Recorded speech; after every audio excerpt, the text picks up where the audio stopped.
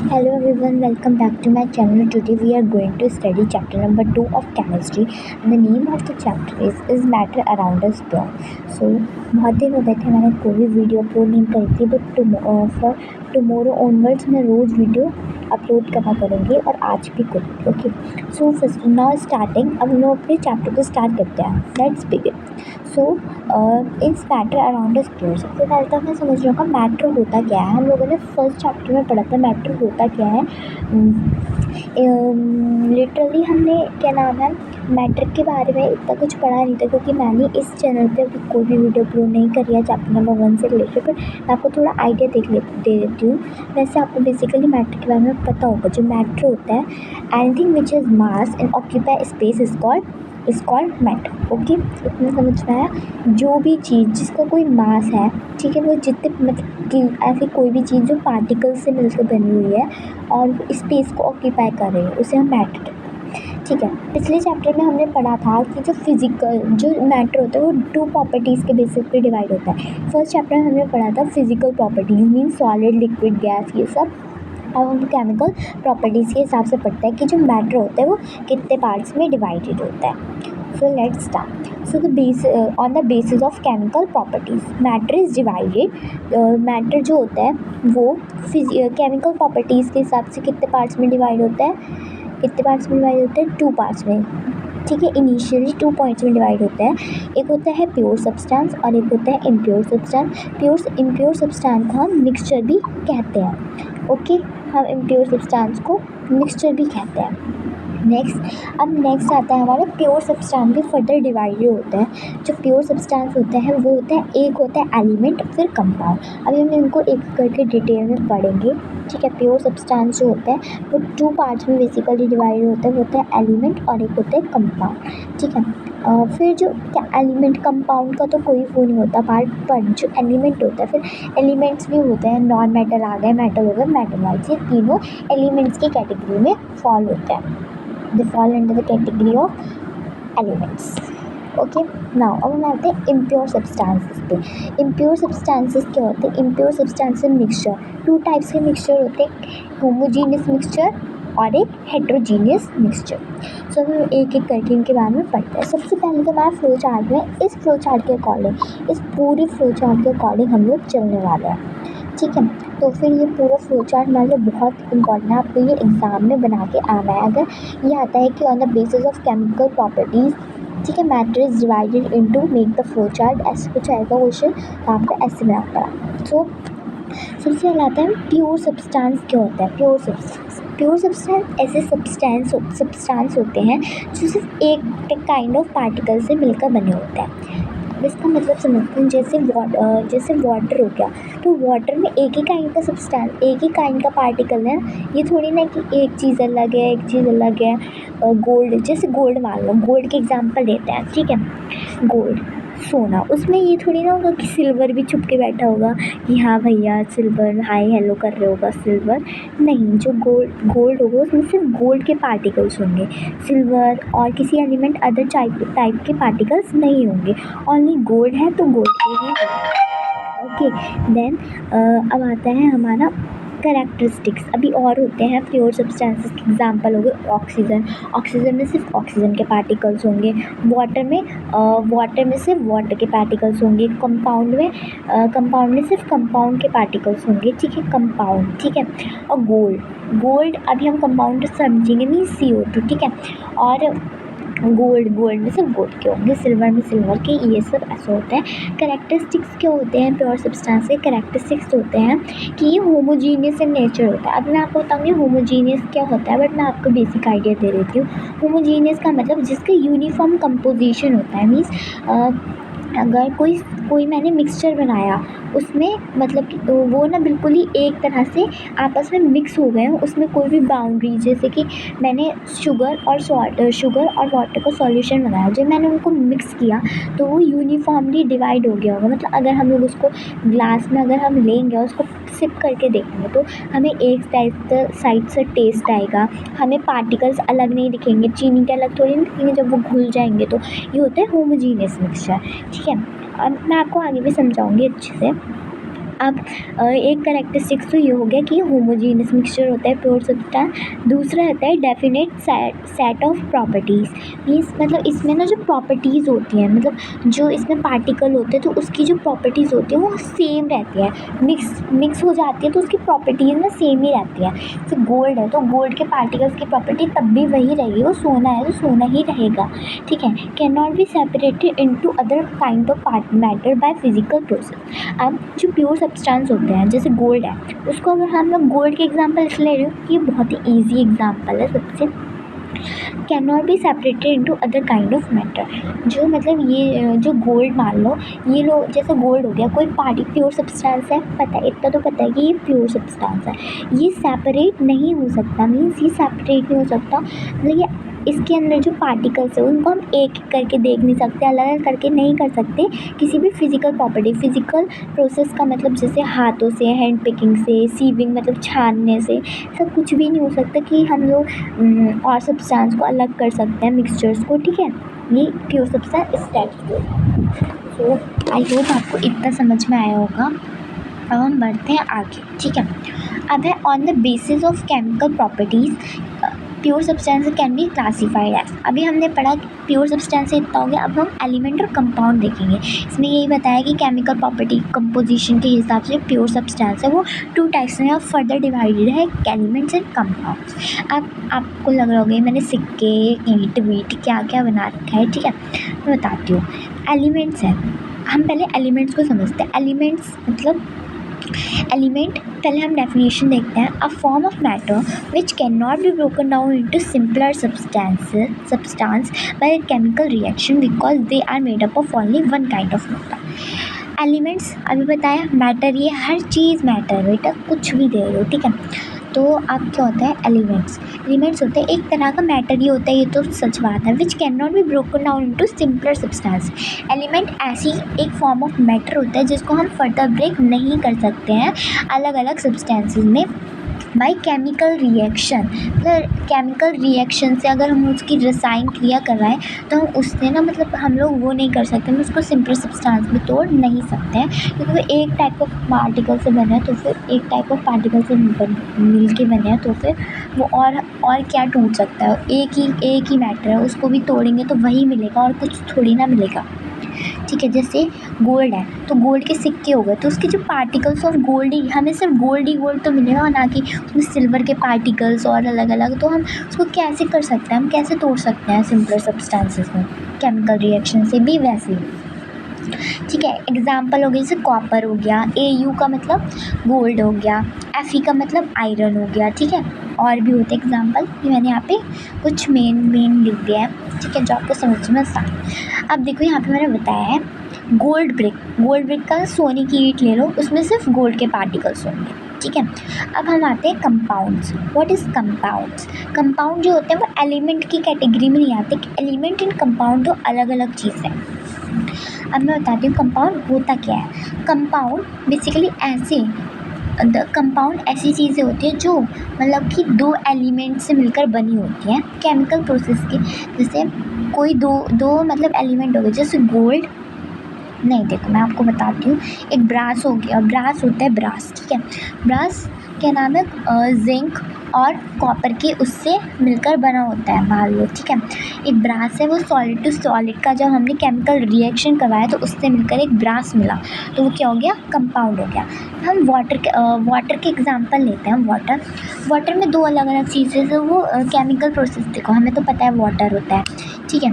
वो हम कंपाउंड की कैटेगरी में इसलिए ले लेते हैं क्योंकि H2O, ठीक है, वो किस से मिलकर बना होता है, हाइड्रोजन और ऑक्सीजन से। वाटर किससे मिलकर बना होता है, हाइड्रोजन और ऑक्सीजन से, ठीक है। तो हाइड्रोजन और ऑक्सीजन 2 अलग अलग एलिमेंट है, ठीक है। गैसेस हैं दोनों, 2 अलग अलग एलिमेंट है। जब इन दोनों की केमिकल प्रोसेस करवाई तो हमें एक न्यू सब्सटेंस मिला और उसको हमने कहा water. So this is called, तो इसे हम कंपाउंड कहते हैं। Means when two elements of pure substances combine chemically together to form a new substance, it is called compound. But compound is not similar to element, it is not element. I hope आपको ये 2 pages अच्छे से clear हुए होंगे। You can take screenshot, I am waiting. Okay done, take also. Okay now अब हम आपको बताते हैं कि जो एलिमेंट्स होते हैं, अभी हम कंपाउंड की ना डेफिनेशन आगे पढ़ेंगे, हमने बस क्लियर करने के लिए देखा है। अब हम सिर्फ अभी एलिमेंट्स के ऊपर बात करते हैं। एलिमेंट्स हमें पता है it is a form of matter. Element होता है, मैटर है तो क्या हो सकता है, वो सॉलिड, लिक्विड, गैस किसी में भी हो सकता है। सॉलिड एलिमेंट्स हमें कुछ एग्जांपल देना है जो सॉलिड एलिमेंट्स है, मीन सॉलिड जैसे gold, copper, silver, aluminium, iron, copper, ये सब कुछ, ठीक है। लिक्विड में क्या हो सकते हैं, मरकरी एंड ब्रोमीन, ये 2 ओनली लिक्विड एलिमेंट्स है जो लिक्विड स्टेट्स में पाए जाते हैं, ठीक है। और गैसेस मेनली, ठीक है। अब गैसेस कौन से एलिमेंट हो सकते हैं जो गैसेस फॉर्म में फाइंड होते हैं, जैसे ऑक्सीजन, नाइट्रोजन, हाइड्रोजन, ठीक है, ये सब। अब कार्बन डाइऑक्साइड नहीं हो सकती क्योंकि carbon dioxide is a compound, क्योंकि carbon dioxide is basically form when carbon and oxygen chemically combine together. Okay, so it is a compound. अभी हम आगे पढ़ेंगे वाटर और इसका एग्जाम्पल CO2 का। क्लासिफिकेशन ऑफ एलिमेंट पढ़ लिया, प्योर सब्सटेंस पढ़ लिया, एलिमेंट पढ़ लिया, ठीक है। अब एलिमेंट के टाइप्स देख लिए, सॉलिड में, लिक्विड में। क्लासिफिकेशन ऑफ एलिमेंट क्या होता है, जो क्लासिफिकेशन ऑफ एलिमेंट होता है अभी हमने पढ़ा, ये देखिए फर्स्ट पेज में हमने पढ़ा मेटल एलिमेंट को भी फर्दर डिवाइड किया जाता है, metal, non metal and मेटलाइट। So metal, what is metal, please don't mind my writing, मैंने ये ना ऐसे ही लिख दिया है जल्दबाजी में, बट आपको समझने पे ध्यान देना है। Okay, so what is metal. Metals हमने पिछली 8th क्लास में पढ़ा था कि जो मेटल्स होते हैं वो मैलिएबल होते हैं। मैलिएबल का मतलब the physical property, it is a physical property of metal which help them to beaten up into thin sheets, means वो ना चपटी हो सकते हैं। जो मेटल्स होते हैं उनके अंदर ये एबिलिटी होती है, प्रॉपर्टी होती है, उनकी फिजिकल प्रॉपर्टी होती है कि हम उनको चपटा करके थिन शीट्स में कन्वर्ट कर सकते हैं। Metals are ductiles mean it is converted into wires, good conductor of heat and electricity, means heat और इलेक्ट्रिसिटी अच्छे से पास हो सकती है। Metal are sonorous, means produce ringing sound. Metals are lustrous, means metals जो होते हैं वो लस्ट्रस, मीन्स उनके पास शाइनिंग होती है। अब आते हैं हम नॉन मेटल्स पे। नॉन मेटल्स बस जो मेटल्स की प्रॉपर्टी है उसके आगे नो लगा दो, बस वही होता है।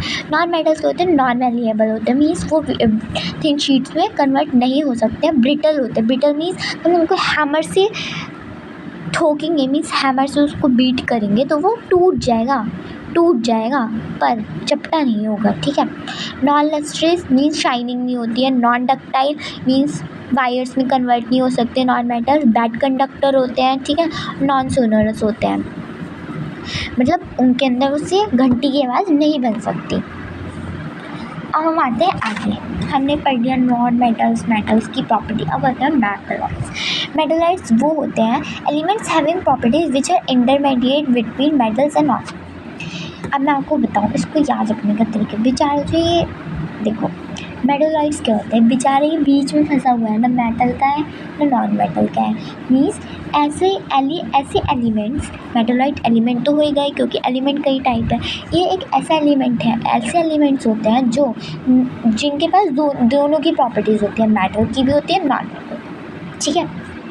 Property which are intermediate means they are both metals and they are both non-metals, means they इसकी एक और डेफिनेशन हो सकती है कि metalloids are the elements which have all the physical and chemical properties of metal as well as non metal, is called metalloid. Example हो गए boron, silicon, germanium, arsenic, tellurium, okay, और भी हो सकते हैं। नाउ अब आते हैं हम अपने नेक्स्ट टॉपिक है विच इज़ कंपाउंड। अभी हमने पीछे ही पढ़ा है कंपाउंड, थोड़ा बहुत आइडिया तो लग गया होगा। अब compound is a substance. Compound क्या होता है, एक सब्सटेंस होता है मेड अप ऑफ 2 और मोर एलिमेंट्स। मैंने बोला ना 2 या फिर दो या 2 से ज़्यादा एलिमेंट्स से मिलकर बना होता है, sorry, chemically combine together in a fix proportion, ठीक है। मतलब मैंने अभी बताया ना, केमिकली कंबाइन होते हैं 2 या 2 एलिमेंट, जब उनके केमिकल प्रोसेस करवाया जाता है फिक्स प्रपोर्शन में, अगर वो कंबाइन हो जाए केमिकली। फिक्स प्रपोर्शन का मतलब है अभी मैं आपको बताऊंगी फिक्स प्रोपोर्शन क्या होता है, ठीक है। केमिकली कंबाइंड हो जाए तो उसको हम कंपाउंड कहते हैं। अब हम वाटर के एग्जांपल लेते हैं, इसी से ही हम फिक्स प्रोपोर्शन समझेंगे। वो देखो H2, पहले हम देख लेते हैं फिक्स प्रोपोर्शन होता क्या है। देखो जैसे वाटर हो गया, वाटर में हाइड्रोजन होती है और ऑक्सीजन होती है। अब हमें पता है जो हाइड्रोजन होता है उसका एटॉमिक नंबर क्या होता है, जो हमारा हाइड्रोजन होता है उसका एटॉमिक नंबर होता है 1, ठीक है। और ऑक्सीजन का एटॉमिक नंबर होता है 16, ठीक है। ऑक्सीजन का एटॉमिक नंबर 16 हो गया एटम। अब इसमें हमें दे रखा है हाइड्रोजन के 2 मॉलिक्यूल्स होते हैं, H2 होते हैं ना, तो हाइड्रोजन की यहाँ पे देखें हाइड्रोजन के 2 मॉलिक्यूल्स और ऑक्सीजन का 1 मॉलिक्यूल, ठीक है, 1 एटम।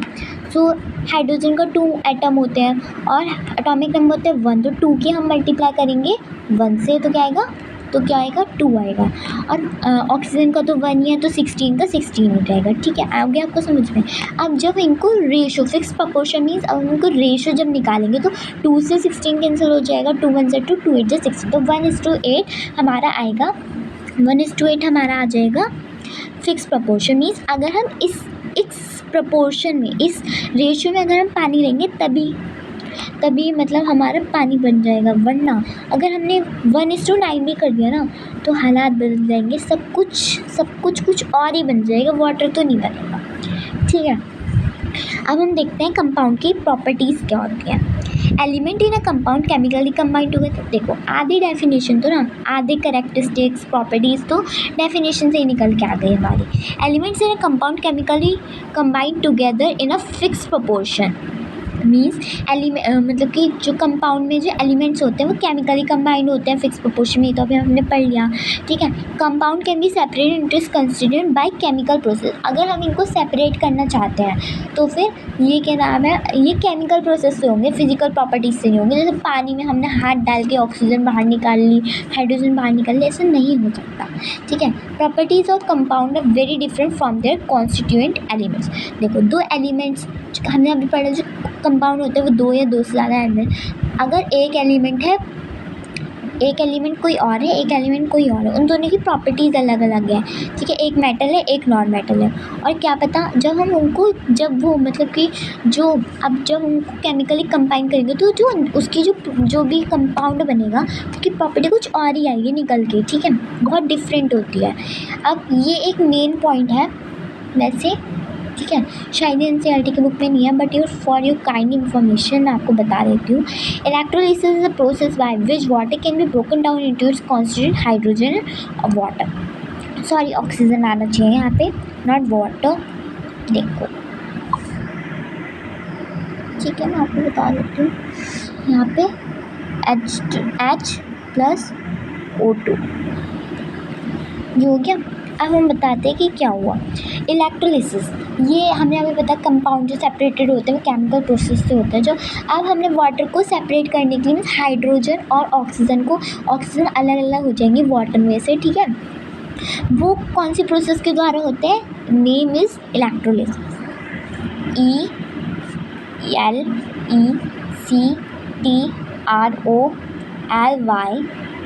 ELECTROLYSIS, okay. तो this is your half chapter. अभी हाफ चैप्टर तो नहीं हुआ है वैसे ना। अब हम आते हैं आगे। अभी हमने यहाँ पे पढ़ा कि जो कंपाउंड्स होते हैं उनकी जो प्रॉपर्टीज़ होती हैं वो बहुत ही अलग होती हैं, उनके एलिमेंट्स जो उसमें जो मान लो इंग्रेडिएंट्स यूज हुए हैं, ठीक है, फॉर योर इजी लर्निंग, ठीक है। मैं आपको बता सकती हूँ इंग्रेडिएंट्स मान लो, ठीक है। उसमें जो इंग्रेडिएंट्स होते हैं एक तरह से देखो, हमने दाल ली और चावल लिए, जब हमने उनको मिला दिया, ठीक है, हमने जब उनको बना दिया तो क्या बनी, खिचड़ी बन गई। इसी तरह से दाल अलग चीज़ है, चावल अलग चीज़ है, उन दोनों की प्रॉपर्टीज़ भी अलग होती हैं, ठीक है। और जब हमने उनको मिला दिया तो एक नई चीज़ ही बन गई, तो इसी को हम कहते हैं, इसी तरह से हम कंपाउंड को समझते हैं। अब देखो वाटर के एग्जांपल लेते हैं। वाटर में क्या होती है, H2O होता है ना वाटर का फॉर्मूला। अब होता है हाइड्रोजन होती है और ऑक्सीजन। हाइड्रोजन क्या है, गैस है, कंब्यूस्टिबल गैस है, मीन्स कंबशन मतलब आग जो होती है ना, आग 6th क्लास में या फिर 8th क्लास में हमने पढ़ा था ये, ठीक है। कंबस्टिबल गैसें मीन्स हाइड्रोजन जो है कंबस्टिबल गैसेस का मतलब वो आग पकड़ लेती है, और ऑक्सीजन वो सपोर्ट कंबशन, मतलब ऑक्सीजन जो होती है अगर मतलब कि आग को ना, मतलब कि अगर हवा को वो मिल जाए ऑक्सीजन तो उसमें आग आसानी से लग सकती है, मीन्स आग को सपोर्ट करती है। जब गैस और लिक्विड जब गैस और गैस दोनों मिले, ये दोनों गैस है ना हाइड्रोजन और ऑक्सीजन, ये जब दोनों आपस में मिले तो क्या बना, वाटर मिला। वाटर क्या है, एक लिक्विड है, इसकी प्रॉपर्टी अलग हो गई, हाइड्रोजन गैस थी ऑक्सीजन गैस थी, जब इनको कंबाइन किया तो लिक्विड में, एक तो ये हो गया। अब जब देखो ये कंबस्टिबल गैस है, हाइड्रोजन और ऑक्सीजन भी कंबस्शन को सपोर्ट करती है, और जब इनकी केमिकल प्रोसेस से वाटर मिला तो वाटर होते हैं वो तो फायर को बुझाने के लिए काम होता है, मतलब आपस में उल्टा काम कर रहे हैं लोग।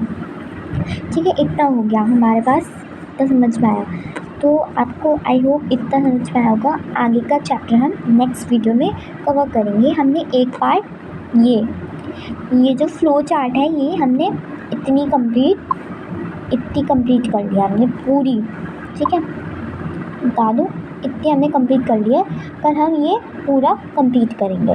So thanks for giving me your precious time, have a good day.